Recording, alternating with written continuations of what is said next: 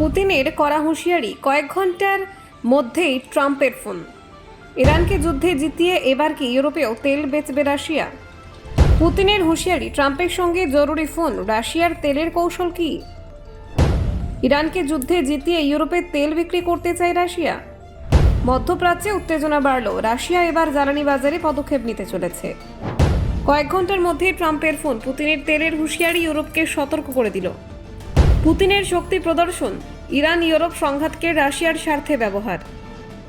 মার্কিন প্রেসিডেন্টকে ফোন, রাশিয়ার জ্বালানি সংকটকে রাজনৈতিক হাতিয়ারে পরিণত করেছে। ইউরোপের তেলের বাজারে রাশিয়ার প্রভাব বাড়ানোর নতুন পরিকল্পনা। পুতিনের হুঁশিয়ারি ও মধ্যপ্রাচ্য যুদ্ধ, তেলের ভবিষ্যৎ কে নেবে নিয়ন্ত্রণ?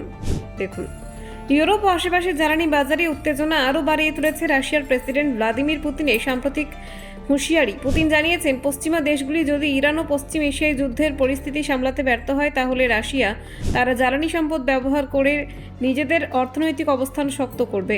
এই হুঁশিয়ারির সঙ্গে সঙ্গে মার্কিন প্রেসিডেন্ট ডোনাল্ড ট্রাম্পের সঙ্গে ফোন আলাপেও কয়েক ঘন্টার মধ্যে সম্পন্ন হয়েছে বলে খবর।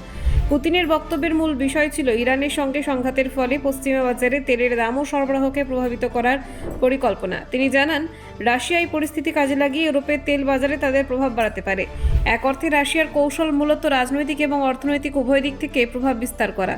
মস্কোর প্রতিবেদকরা জানিয়েছেন, পুতিন বিশেষভাবে জোর দিয়েছেন যে ইরানকে যুদ্ধে জিতিয়ে দেখানো হলে রাশিয়া সেই দেশ থেকে সরাসরি তেল ও গ্যাস আমদানি ও রফতানি বাড়াতে পারে।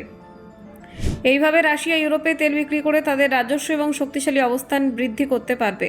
ফোন আলাপে ট্রাম্পের সঙ্গে যে আলোচনা হয়েছে তাতে মূলত ইরান, ইউরোপ, রাশিয়া সম্পর্কিত বিষয় নিয়ে আলোচনা হয়েছে।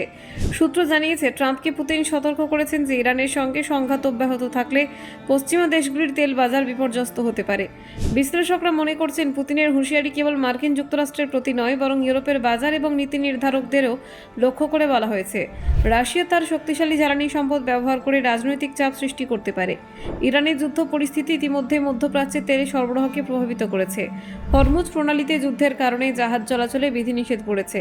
এই পরিস্থিতি রাশিয়ার জন্য একটি কৌশলগত সুযোগ তৈরি করেছে।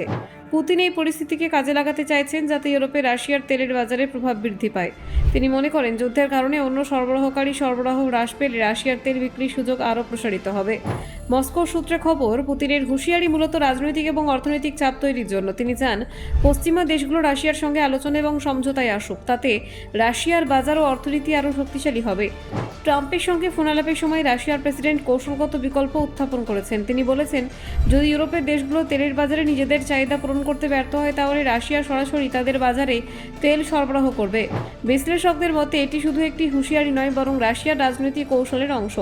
পুতিন ইউরোপীয় দেশগুলিকে সতর্ক করেছেন যে যুদ্ধ অস্থিরতার সময় তাদের তেলের নিরাপত্তা রাশিয়ার হাতে। ব্যুরো রিপোর্ট, অজানার দেশে।